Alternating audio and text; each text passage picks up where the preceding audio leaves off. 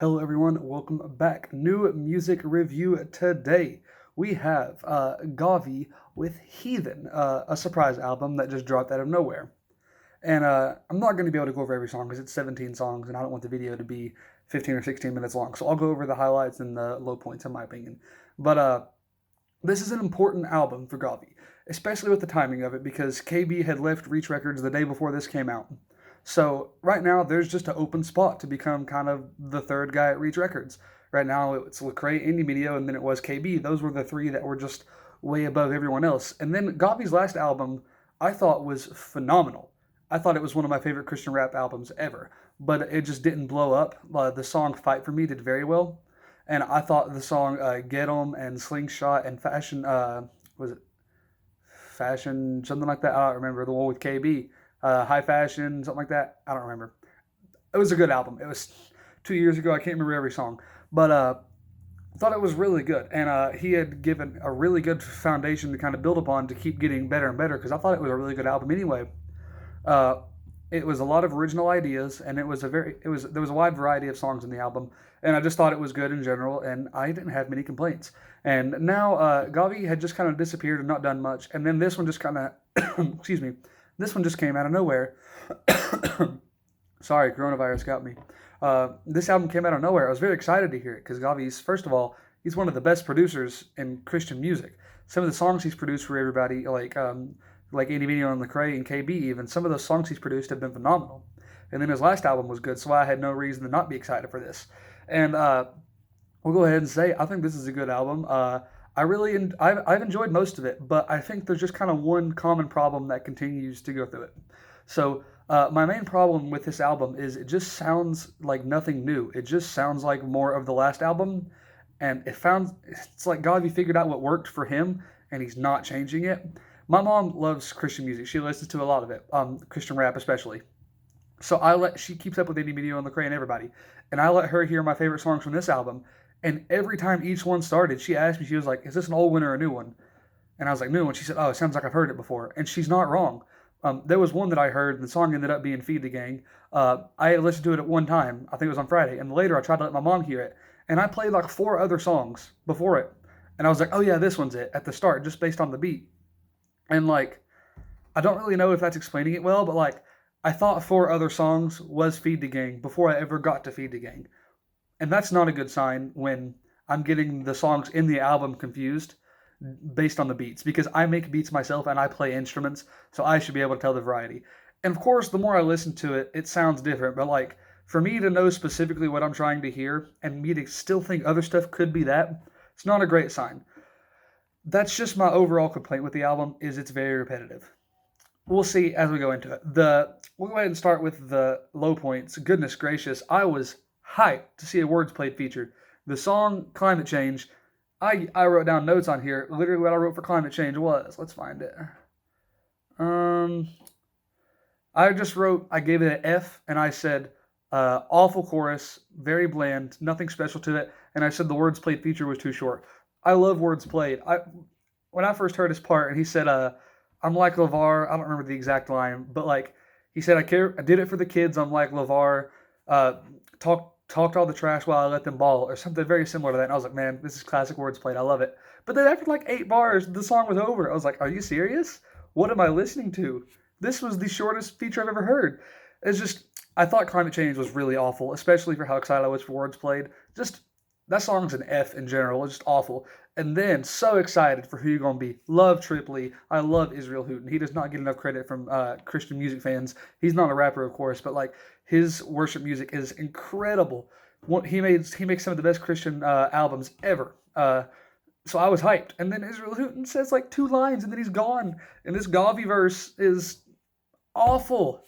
Just the beat's okay. Not gonna lie, the beat's fine, but like, it's just, the chorus is repetitive. The verse is awful. The Triple E verse, of course, he's Triple E. It was great. It's just the song was a letdown. It's just a constant theme of just letdown and short features so far. Like, why was the words played in the Israel Houghton feature so short? I don't know. I just, neither one of these songs. I was very hyped for both of them just based on the features. Did not like either song, and I think the song "Sin," nothing special. It's just straight boring. There's nothing that's going to make me want to listen to that again. And All of Me is just an interlude. I think it's an interlude. It's not called that, but it sounds and is the length of an interlude. Um, those are kind of the low points of the album.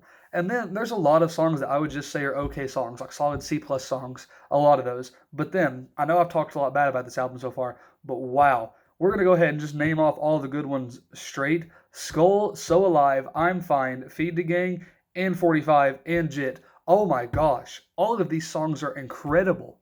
Like, wow.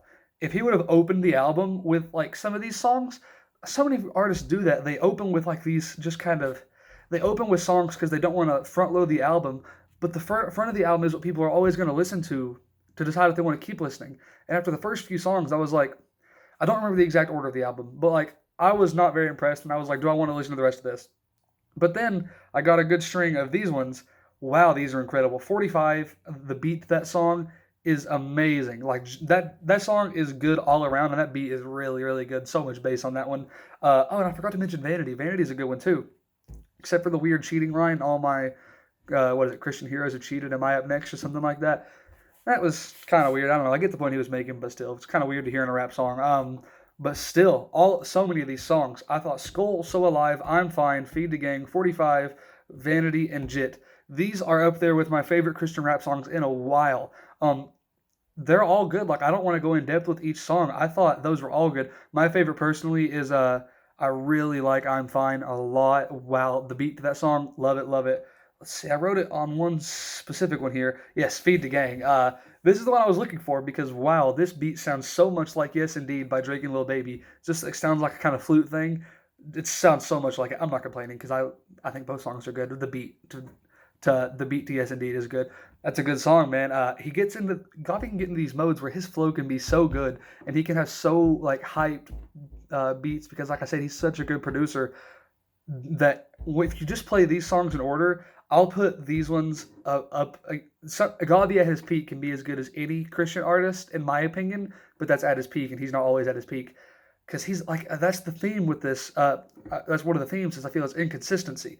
He can have so many good songs, but then there's some of these like Who You Gonna Be, Sin. Like I said, even the opening is difficult, not great, not too far is just average. Jesus You Are is just average. All of Me is not good. I feel like there's not much middle ground here. I feel like most songs I either really like or really don't like, and that's how some artists are. So like that's not an uncommon thing. So overall, I think this was a very good album. Like I said, I couldn't go over every song. I'm going over the highlights and the low points because it's a long album. Uh, it's inconsistent from Gawvi. That there can be so much good and so much bad on one album. But my main complaint is that this album took no risks at all. There's so much of just the same as usual. There's like three songs on here. I thought this could literally just be another verse on Slingshot from his last album. Like the same tempo, the same very similar beat too. I felt like all of this could be one song if you took like 5 minutes of editing and it wouldn't sound that off. And that's my opinion. It could be wrong. My mom felt the same way that all of these sounded the same as his last album, and these songs sound pretty similar. So with all that complaining, I did mention that some of these songs are really good. I feel like there's 5 or 6 really good songs here. Let's see. I wrote them right here, the good ones. I have 1, 2, 3, 4, 5. I have 6 or 7 really good songs. Vanity's not probably up there with the rest of them, but still. So 5, 6, or 7 really good songs, but that's out of 17 songs. So that means even at best, I think there's 7 really good ones. That's 10 songs that are below average in my opinion, and that's just not a great track record in my mind. So in all honesty, I'm going to give this album a 6 out of 10. Uh, I might be a little critical here, but I love Gawvi, so I was expecting a lot. I wasn't expecting just an average album because I know how good the last one is. His last album was an 8 or a 9 in my opinion. Uh, and last album took risks, it felt like. Songs like Get 'Em and what's that one? I can't remember the name. I thought Slingshot was incredible. The song with, man, what was it called? I don't remember the name of the song. It was with What Up RG. That was a good one. Sorry, I listen to a lot of music. It's hard to keep up with names. But his last album, there was just risks. And like the verse from KB on his last album on that song was it Fashion Joe. That was like it was just weird. Like there was some weird stuff on there. I feel like Gawvi was trying much harder on the last album. This one just feels like more just sticking to the same, kind of like how do you say? Kind of like how Lecrae was with his album was Beethoven, or Indie Media has been on some of his stuff.